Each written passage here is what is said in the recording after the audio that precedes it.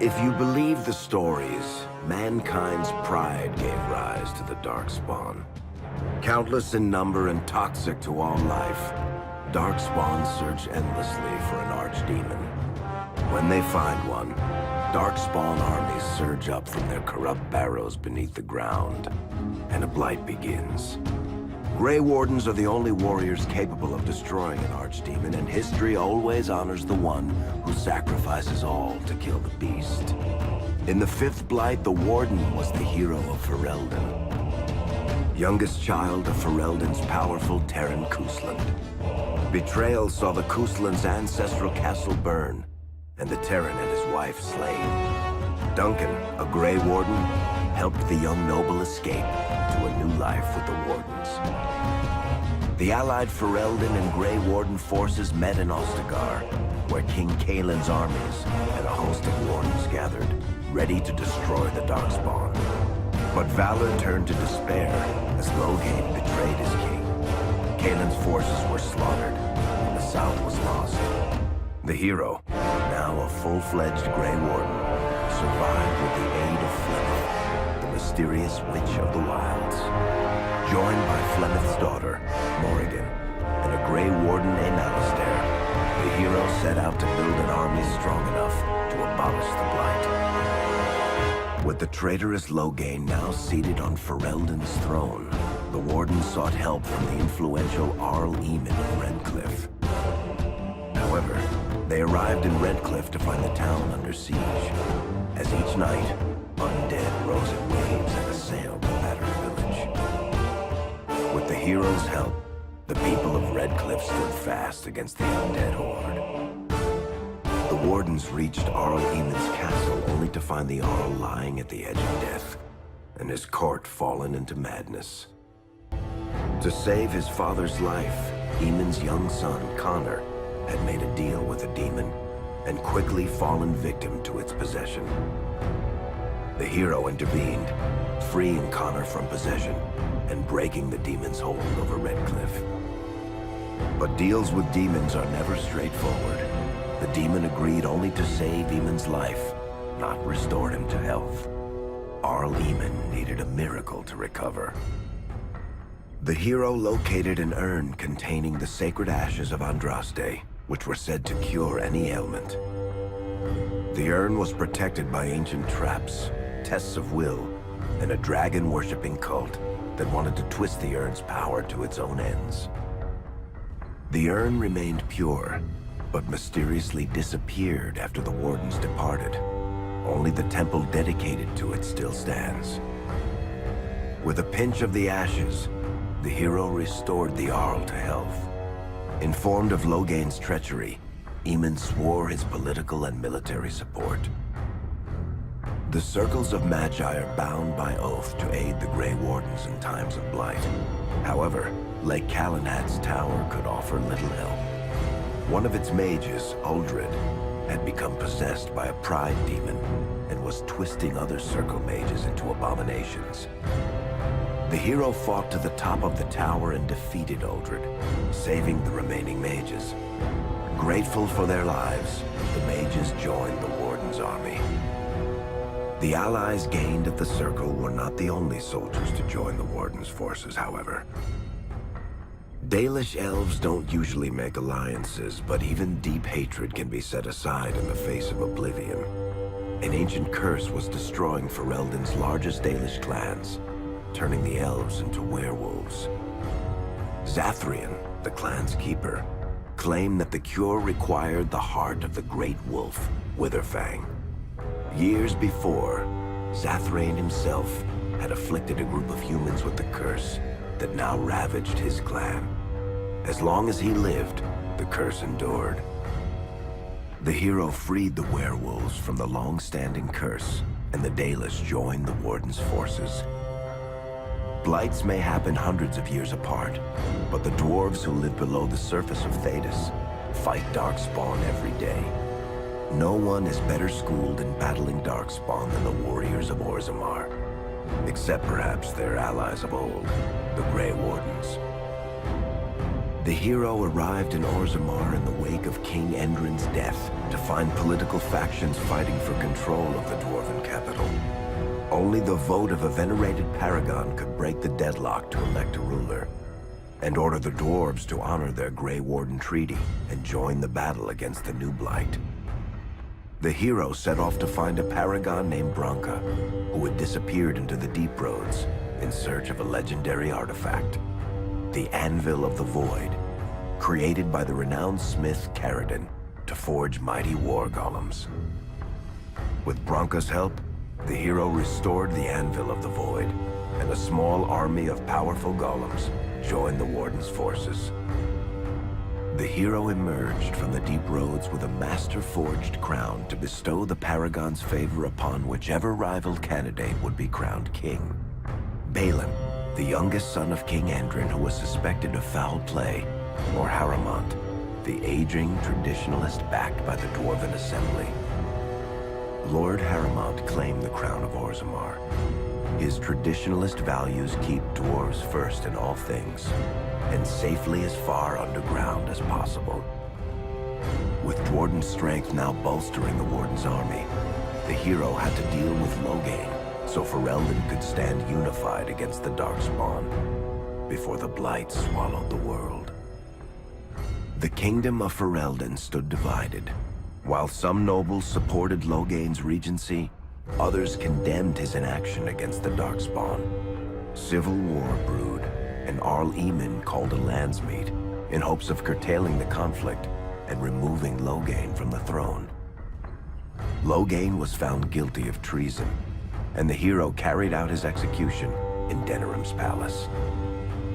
As the Warden's united army massed in Redcliffe, the Darkspawn overran Denerim, laying siege to Ferelden's capital city. The hero's army fought valiantly through Denerim and broke the Darkspawn's siege. On Fort Dracon's highest tower, the hero's strongest allies fought alongside the Warden in a final heroic battle against the massive Archdemon. The Archdemon was killed without the sacrifice of a Grey Warden's life. With no Archdemon to lead them, the Darkspawn scattered.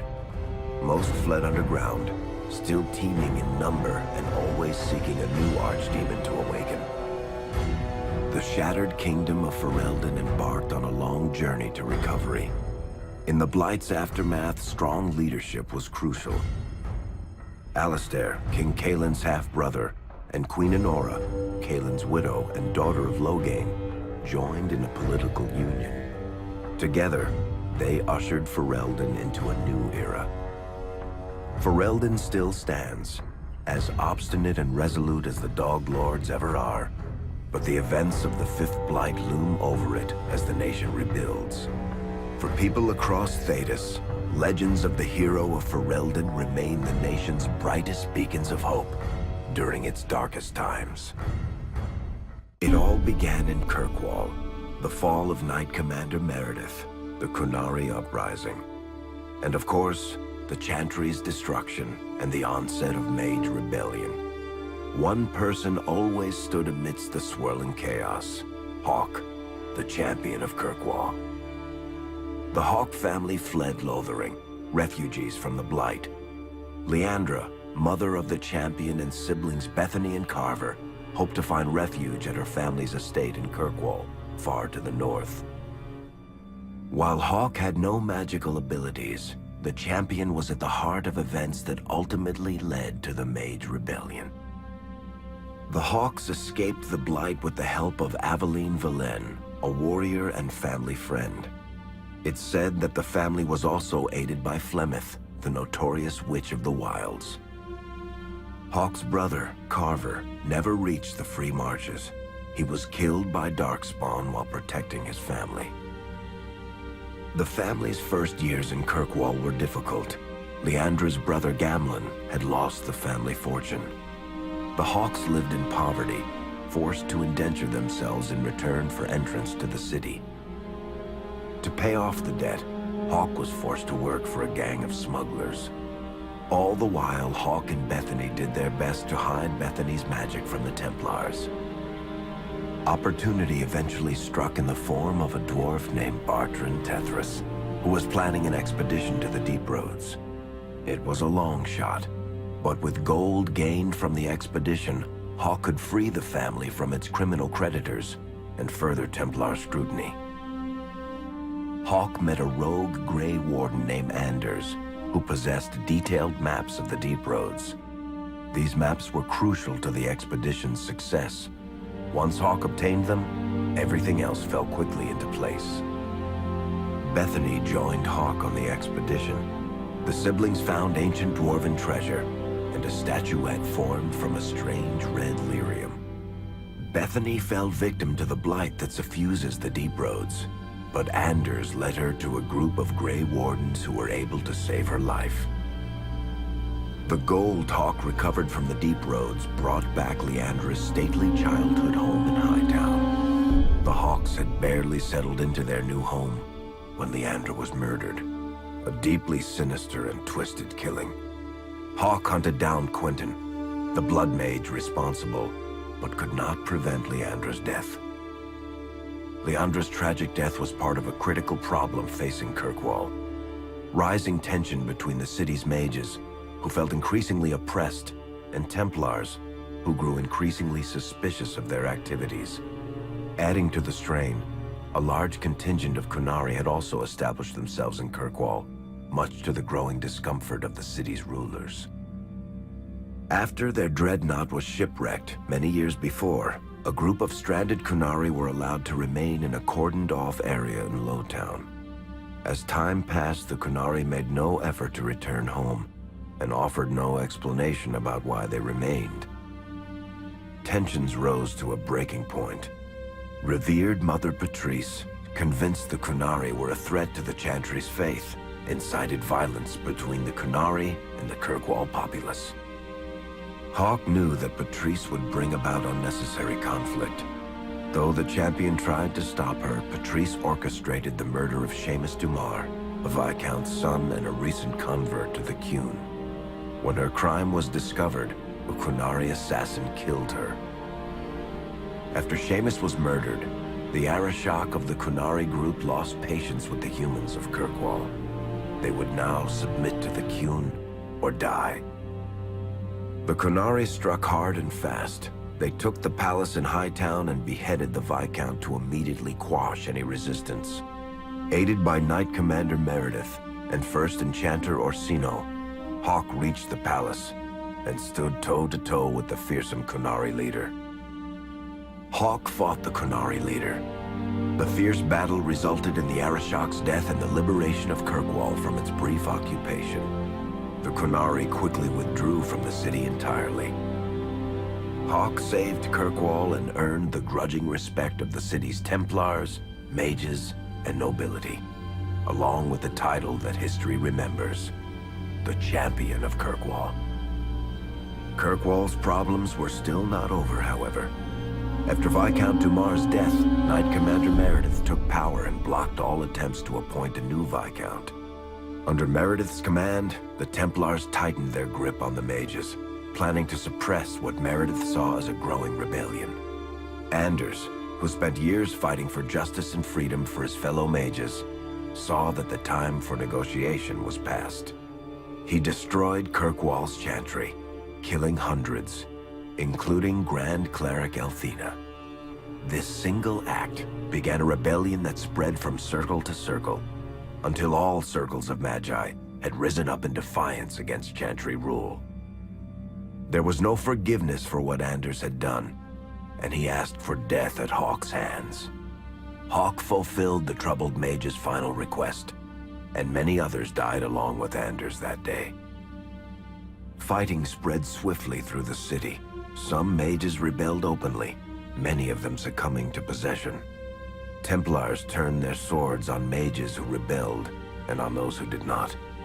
As First Enchanter Orsino refused to bend to the Templars, Knight Commander Meredith demanded that every mage in Kirkwall be put to the sword. Hawk saved many mages from Templar blades, keeping them from succumbing to possession or the temptations of blood magic.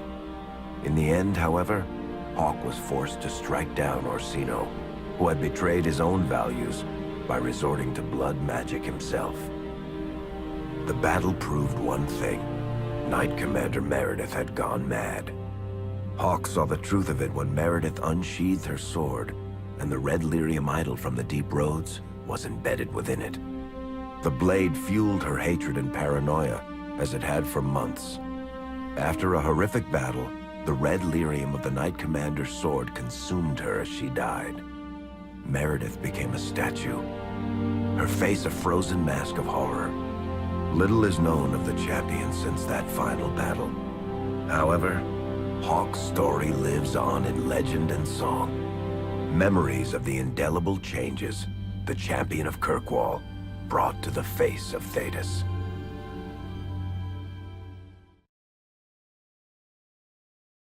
The Mage Rebellion in Kirkwall was felt throughout Thedas, the news spreading like wildfire. The Templars clamped down in response, but each new restriction only made things worse. Led by Grand Enchanter Fiona, the mages voted for independence. The Circle of Magi would govern itself, without the Chantry and especially without the Templars. The result was cataclysmic. 2 circles were destroyed. Those within killed to the last mage, before the rest fled into the wilderness. Perhaps the mighty Empire of Orlais could have intervened in the war before it began, but that was not to be. Grand Duke Gaspard began a deadly civil war against Empress Celine, vying for the Orlesian throne. The mages were offered safe haven in neighboring Ferelden, but the Templars followed, and so their battle spread across all of Thedas. As head of the Chantry, Divine Justinia ordered the Templars to stand down. They refused, declaring their own independence. Thus, the war began in earnest. Templars hunting mages, mages fighting Templars. Their clashes wreaked untold destruction. All sense of order was falling to pieces. Divine Justinia made one final desperate bid to end the war. She approached the leaders of both sides and convinced them to come to a conclave held on neutral ground. With the Chantry to mediate, mages and Templars will talk for the first time since this all began. It is our last, and perhaps our only, chance for